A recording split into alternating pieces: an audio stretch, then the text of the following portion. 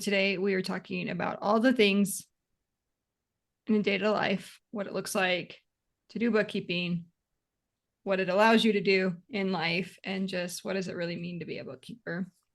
Is that right, Megan? Yep.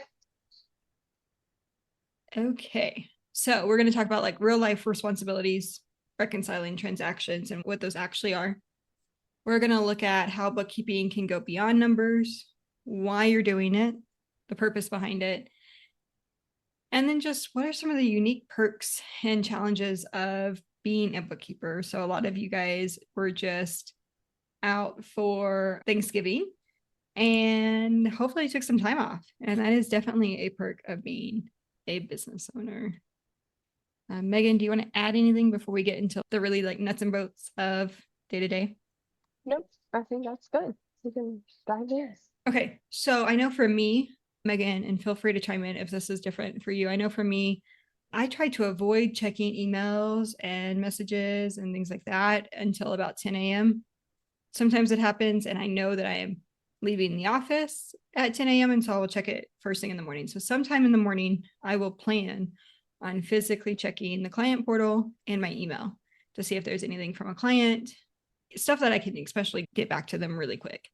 Hey, I need a year to date. Great. Like stuff that I can move along, or hey, when are quarterly tax payments due?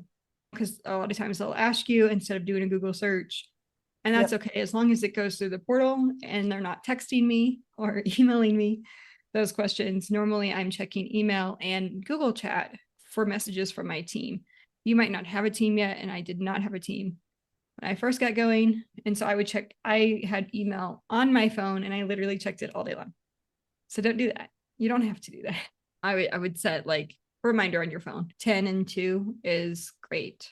That's really all you need to be checking your phone. I know for me, it is really helpful for me to have 3 different tasks that is like essential to do that day. And some days it feels like my life can be so chaotic that a priority task could literally be as quick and as small as cashing or doing a mobile deposit on a check for myself. Hey, I got some refund check in the mail or whatever. I know that's not business related, but that might make it the top 3 desk priorities that I'm going to do. I say that because that was one of my tasks this week. I needed to get it done and I was putting it off, and I was like, oh, it got put off. Like it's been a week. I clearly just didn't prioritize this task. Let me go ahead and I made it one of my top 3 and said, if I get these 3 tasks done today, I have technically done all that's required of me to keep the business moving. And so I might plan a week in advance. If I get these 3 things done today, tomorrow, Wednesday, Thursday, Friday, I'm in great shape. I was thinking Google Sheets because I like did a brain dump on Google Sheets earlier this week, but that really helps me just know, yeah, there's payroll for a client, and I use Keeper.app. So one of the things I check in the morning is our client portal. That is messages from the team, that is client messages, and that is my task list. So if a team member has assigned me something, if I have something assigned to me, what's my task list? That might be reviewing a reconciliation. That might be doing a reconciliation, running payroll for a client, pulling bank statements. And you might need to have a time of day where you're going to address all of the keeper tasks. So I find that if I can get the big stuff taken care of in the morning or know when I'm going to do it, my day works better. If I wake up and I am reactive to the entire morning, so a client emailed me, I'm messaging them, and I'm just reacting to a bunch of tasks, my day feels really stressful.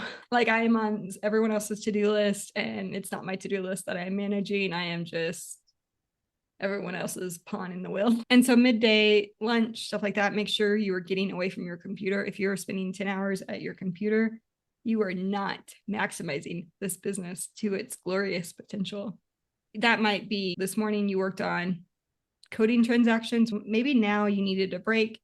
You're going to reconcile it and do reports. Hot tip, if you can give yourself like 48 hours between completing the bookkeeping and reviewing the reports before you send it to the client, you will catch more mistakes. Your brain will have forgotten the little bitty caveats that you're like, oh yeah, I'll take care of that. Oh yeah, I'll take care of that. It physically makes your brain forget those things. And then you're coming back with truly fresh eyes. Whereas 24 hours, you're still remembering those little caveats. Oh yeah, I was going to check that. I did check that. And you're making some assumptions because your brain has to make assumptions to survive. If you give yourself at least 48 hours to do it, you'll be in much, much better shape. Okay, what else? Collaborating with business owners and team members. Sometimes that can be like first thing in the morning, you want to get those meetings out of the way. But like right now, this is like 10 a.m. my time when we're recording. This is the time where like I can get into creative mode. I start checking my email, preferably. I don't check email first, like 8 a.m. I actually wait to check Keeper and some of those things until about 10, assuming I'm not on a call like this. And just because that means I have the first couple of hours of the day to prioritize those top three. So before I go to bed, I know what those top three things are, and I can say duck and cover, address those urgent things. Obviously, if you have a client meeting scheduled or something like that, you're going to have to work around that, but you'll figure out what works for you. And my morning, my midday, my afternoon has not always looked the same. Sometimes I've had 3 napping children. Other times I'm in a season where I don't have any napping children. I have one that still takes a nap and he's pushed it later in the day. So it's like I had a season where I had one take a nap in the morning, one take a nap in the afternoon when the littlest dropped his nap. So it was, or 2 take a nap in the afternoon. When I first started my business, I had 2 under 2. I had no morning, midday, or afternoon really availability. My morning was before the kids woke up, or if I had a hot second while they were playing, I did my morning marketing. And that was for me on Upwork. I would make my posts. I would do whatever I needed to do. I had a goal target, find XYZ this. Middle of the day, when the kids were playing again and they don't need me, I was doing that. In the evening, I did it right before I went to bed. So I had a rule when they were super young. If their eyes were closed, I could be on my phone. They're closed a lot, but they're also not closed a lot. Like you really have to be strategic with that. And so that was the rule that I just lived by during that season. And that was really helpful, which meant I was not doing client work during the day. I would spend about 45 minutes to an hour and a half if I could keep my eyes open that long. So like 8:30 to 10 doing any sort of client work. And I found that I could do Monday, Tuesday, Wednesday I'd burn out. Like I would be too tired to stay up. And then keep in mind, 2 under 2. Can we just acknowledge how busy that life is? Like I felt Definitely. like it was fine and I could handle it. But like looking back, like I remember like Wednesday nights, I was like, I just need a night with me and my hubby on the couch. I'm going to go to bed at 9. Thursdays, I would work a little bit. And then Fridays, I'm not touching anything. So I remember I did a lot of actual like month in bookkeeping on Saturdays. So at that nighttime and on Saturdays, I remember there was a few months where my husband and I would sit down, divide up the clients, do month in real quick, send out the reports, and because we were moving. And so I just remember those months like being really hectic because we were packing, we were moving. And then it was like, oh, wait, I'm going to be like busy unpacking for another week. We've got to get these financials out this week or they're going to like, it's going to be chaos for the next 4 weeks. So let's not delay that. But that gave us the flexibility to say, oh, hey, we can work ahead, get the client request out, get everything done. Because most of our clients at that point were truly month-end clients. So we had access to the bank, we had everything. So we just did all the coding, all the reconciliations, all the report sending. I don't advise that. Now, granted, when we were sending the reports, we were actually doing some analysis during that season where we were doing some KPIs and things like that. That made us review the financials to catch mistakes. So if you've got a process like that in place, you're going to miss less. So anyway, I just say that because your day in the life can vary really on the season. Me and Megan's day doesn't look different. My kids are currently home with me right now. They're super little. So I don't have school drop off. Megan is 100% in school drop off mode when she's doing drop off with her daughter. And her daughter knows who's dropping her off for the last how many years? It's always you, and pickup is always you. Yep. And that is the benefit of this business right there, your family. Yep. So with that, let's talk about like the heart of the business. So Megan, she has said her why is your family. Do you want to talk about that just a little bit? And then we'll talk about like why it's, that Yeah. other side of it. Yeah.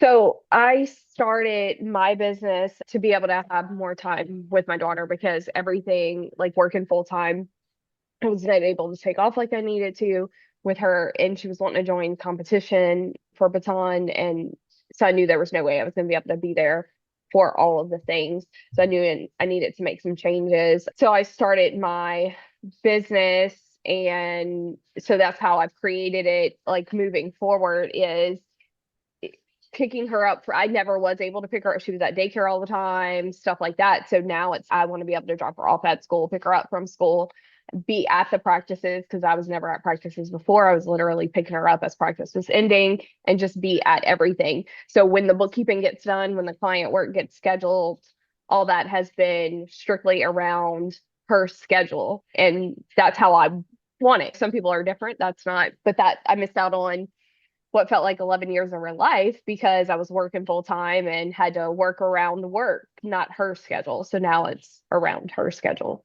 for me. And guys, teenagers are busy. Yeah. I thought 2 out of 2 were Definitely. busy. Yeah.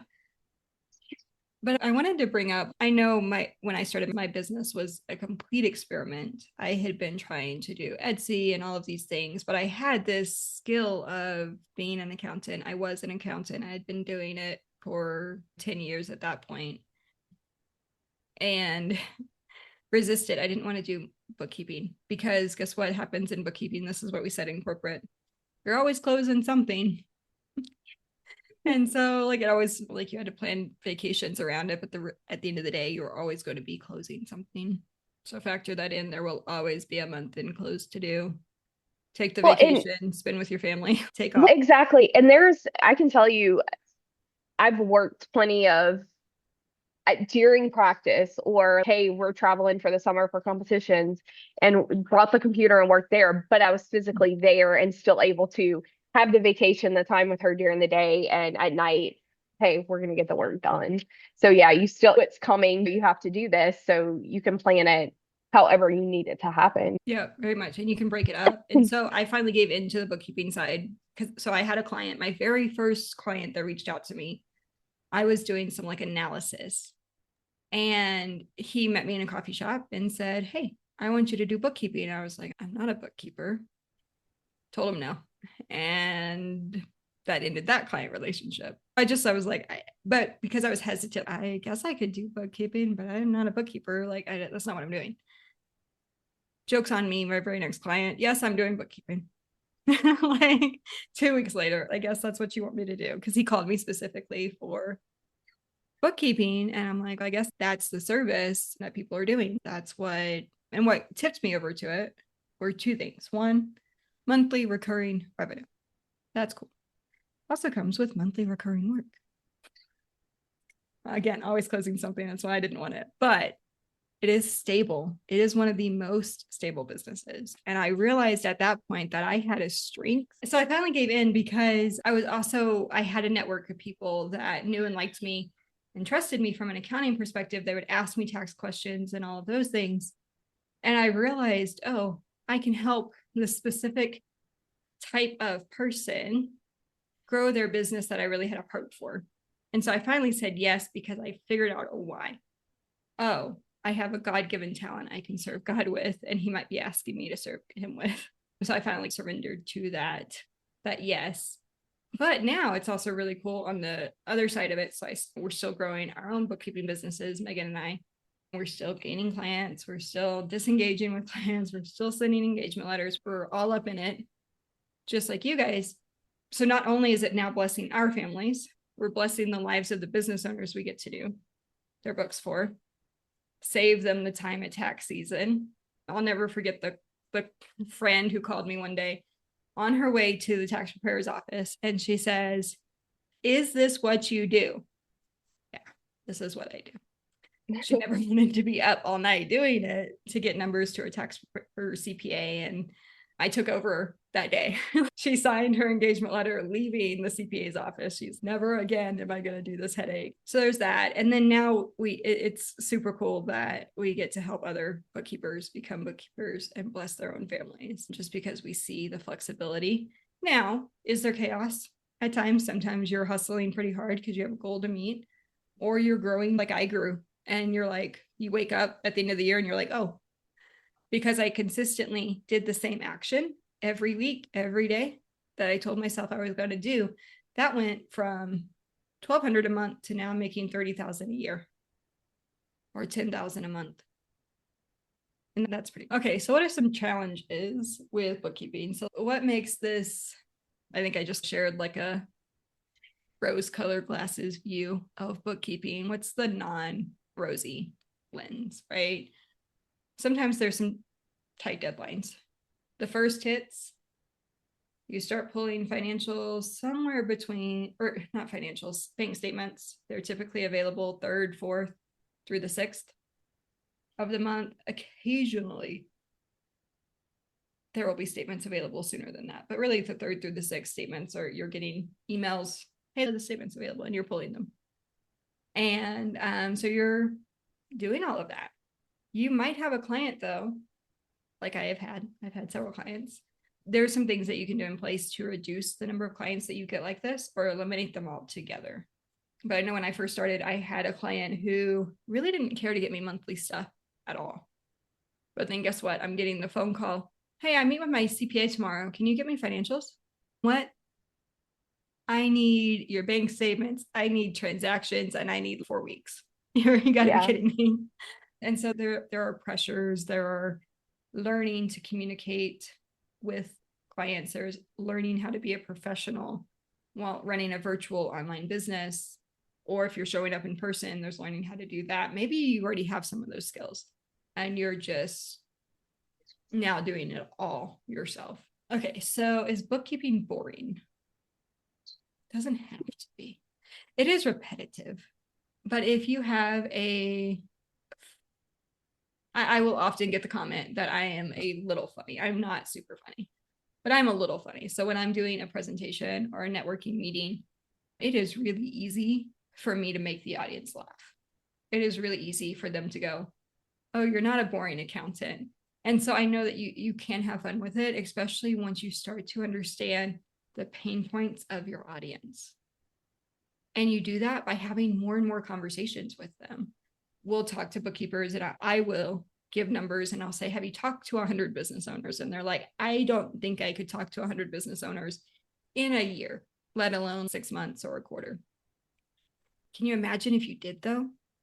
What you're going to hear? You're going to get the opportunity to hear them complain either about QuickBooks or Wave or the software. You're going to get them to hear them complain about the CPA in town that you had no clue that you've been sending clients to, but everyone hates. You're going to hear that their issue is payroll, processing it. They don't want to cut checks anymore. You're going to hear that your industry that you're serving, maybe you're serving a pool industry, and they're trying to get all of their invoices to like ACH type payments. Oh, I wonder how many pool guys that I can find online near me in the next town over, next state over, etc., that need that help. Instead of manually invoicing their payments, they're now doing ACH. How can I get in front of them? Now, a pain point that you can talk to. So from my perspective, I like to dig, I like to find out, problem solve. So from that perspective, it's not boring work to me. The task itself is boring. I think Abby said it really well on a couple of podcasts ago, right before Thanksgiving. Yeah, she wouldn't have chosen the career, but it allows her to live the life she wants with very low stress because it is such a stable business. I don't know if you guys know this, but an average client minimum will stay with a bookkeeping firm for 3 years, or an accountant, tax firm, etc. Minimum 3 years, often more like 5, 8, 10 years, but minimum. And so we could start factoring in the solopreneurs that a lot of you are reaching out to and pitching your services to. So think about Bench.co, QuickBooks Live. That's going to really reduce the length of time when you consider that into the metrics. My last 2 clients that I signed were with their previous bookkeeper, tax preparer, whatever, for 10 years each, about 10 years each of them. It's a long time. Yeah. That is where it's stable. And neither of them were full-time work. Okay, so if you're listening and you're like, hey, how do I get started though? I've been considering doing bookkeeping. How do I actually get started? You are going to do something like the Bookkeeper Blueprint to learn how QuickBooks works. How do I send out an engagement letter? How do I collect from Stripe? Like, how do I collect payment? Am I using Stripe? Am I using QuickBooks? How can I do this for free? I'm bootstrapping it. Guys, I bootstrapped my business. Megan bootstrapped her business. We did not have money to put into the business. We made the business pay for itself. I think I put maybe a couple of $100 in because I thought I needed QuickBooks Desktop. See, I made mistakes. And then I did spend like $50 in 1 month after I got some inquiries from Upwork, I did pay Upwork to say, hey, let's try to take this seriously. So ultimately just get started. You can do your personal books in a QuickBooks Simple Start or QuickBooks Simple Ledger if you've got Ledger access. Do your personal books. You know what all the transactions are, all the ins and outs. It is just a matter of getting them into QuickBooks, just like you would a client. Next is you're going to hustle and go find a client. You're going to execute some sort of marketing every single day. And if you need help with that, is what the Q&A portion of this is. If you have bookkeeping questions, things like that, feel free to bring them to this call. We'd love to dive into some of those with you, but you're just going to dive in. All right. Megan, I'm going to let you, if you have anything to add to that, and then we can come back to this question.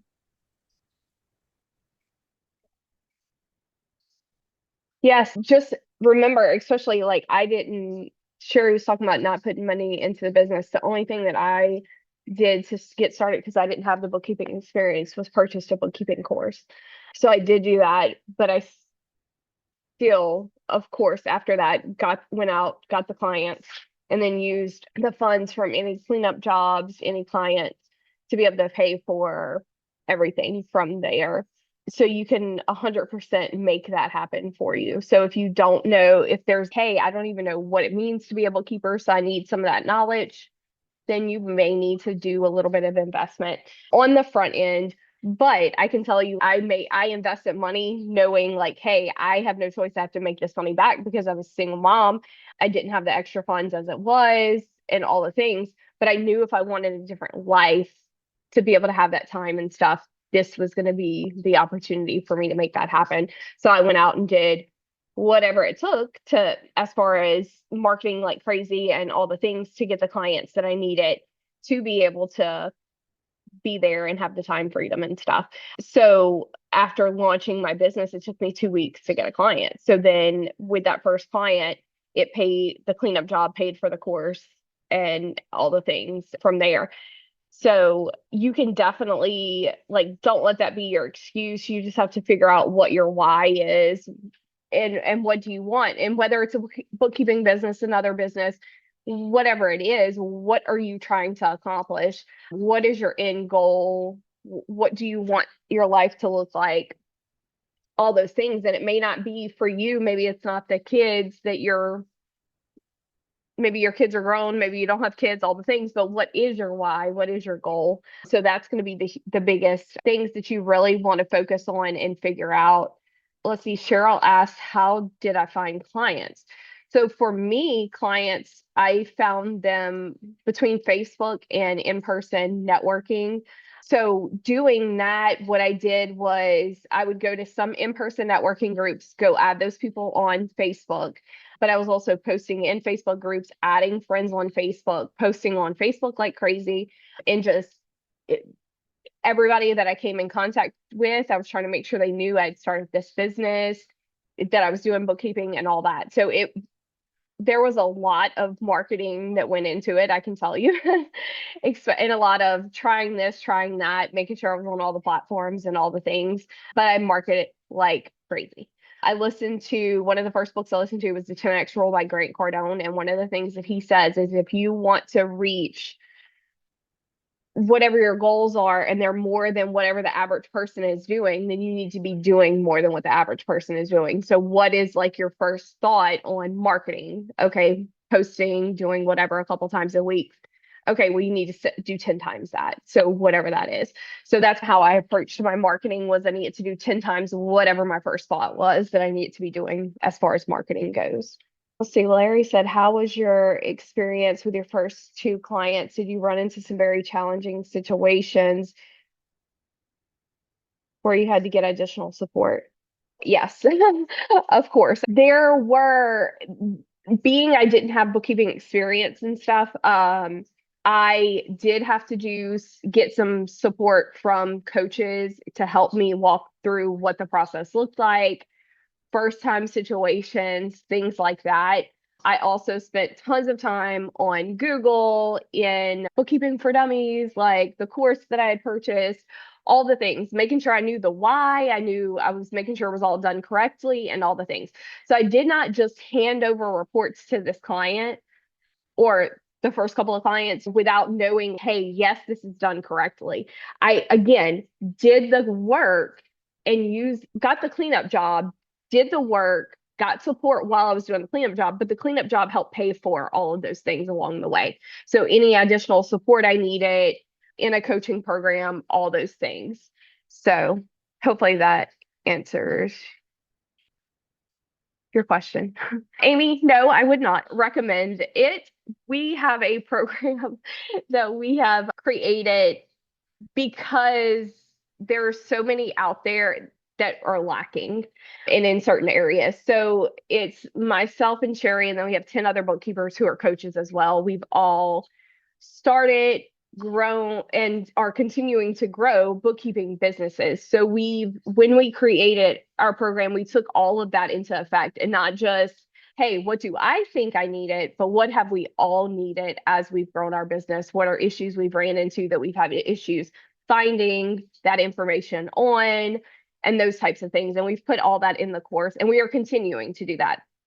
Like Sherry mentioned earlier, we're still growing our bookkeeping businesses. So as issues pop up, as all these things, because I'm 5.5 years in and things change, the way you market might change, different things like that. So we're making, QuickBooks has had updates and all the things. So all that is continuously being updated. The primary program that we have is the Bookkeeper Blueprint program. That is our peer group, our coaching.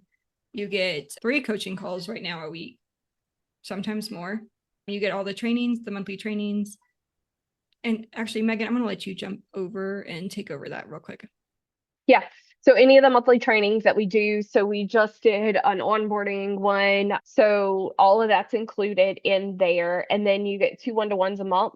So that's an individual 30-minute session with you and a coach, and you can choose the coach. You can either choose the issue that you're having or the coach that you want to work with and choose from there. We have all different times available, early in the morning, late in the evening, different time zones, all the different, because we have coaches all over the US as well. So it's pretty flexible from that standpoint.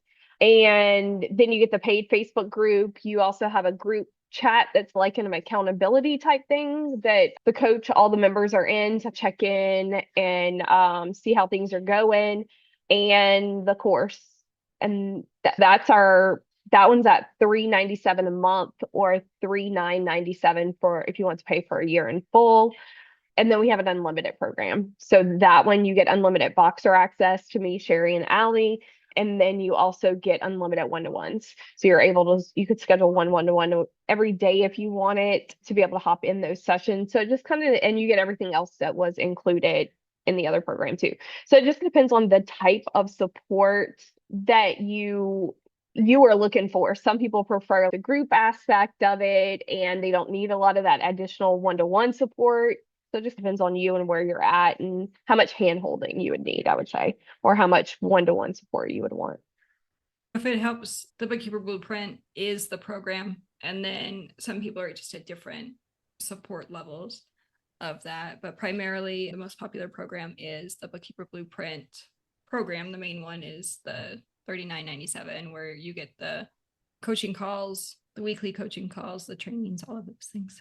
If y'all have any questions throughout the week or anything like that, feel free to post in the group and we'll see y'all next Thursday. Thanks Thank for having us. y'all. Bye.